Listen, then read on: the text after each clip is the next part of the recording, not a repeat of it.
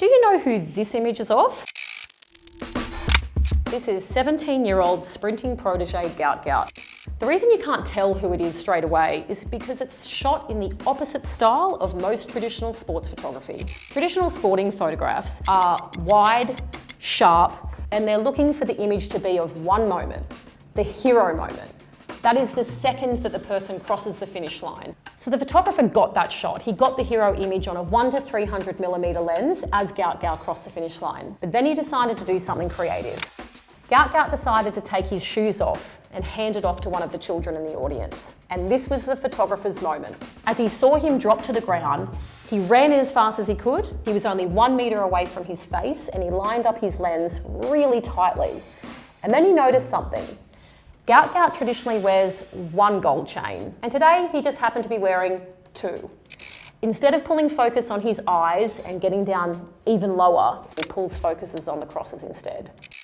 As a picture editor, I get so sick of looking at sports photographs. They are so repetitive, they're very loud, they're very bright. What I love about this frame is that it's actually quite dark. The light is really soft throughout it, and the little reflection on the crosses sort of pops back into your eyesight and you're drawn to it over and over again. This image is a really quiet moment in amongst chaos, and that is so hard for a photographer to get in a situation like this. I love this image so much. This image looks completely set up. The composition of the rest of the media is perfect. This is so unique in court photography. More often than not, you're getting spat at, or they're even running away from you. This image is so inviting and so fun. His eye contact directly with Bianca is amazing. This would have been one of those situations where there was a huge media scrum.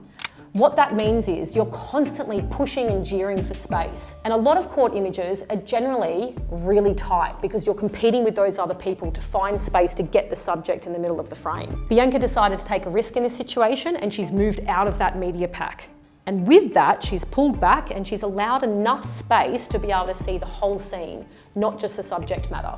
Bianca got really lucky with the light that day. It's really soft and really even, and not only just on his face, but on all of these other characters who feature in the frame as well. And like I was saying, the image feels like it's set up and the tree line is almost like a backdrop for the scene. It's so cool and so unique. How do you train a bunch of astronauts to get one of the most iconic images of all time? The first thing you do is you hire a professional photographer. All of the 4 astronauts who were going on the Artemis spaceship a couple of weeks ago had intense photography training. The reason for this is because when you are going up to get the perspective of the world that we have not seen since the 70s, you have to know how to capture it properly. So how did NASA get practical training for the astronauts? It's not as though this is the type of thing you come across every day so you can get a little feel for it. They actually got an artificial blow-up moon, and they turned all the lights off in the warehouse at NASA so they could learn about the way that light was going to interact with the moon and the Earth when they were actually up in space. You actually had mission control able to see every single photograph that was being taken from space almost instantly. That meant that the training team could give them live feedback if the images weren't sharp or if they weren't exposed correctly. They had real-time training as they were operating these cameras. The beautiful thing about this image as well is the way that you can see the light cascading around the globe. So at the top end, you can actually see Aurora Borealis opening up in greens and blue hues. Then on the other side, you can see the glow of the Earth where the sun is coming through from a different angle. You can actually see which parts of the planet are in daytime and which parts of the planet are at night. And that makes me feel very small.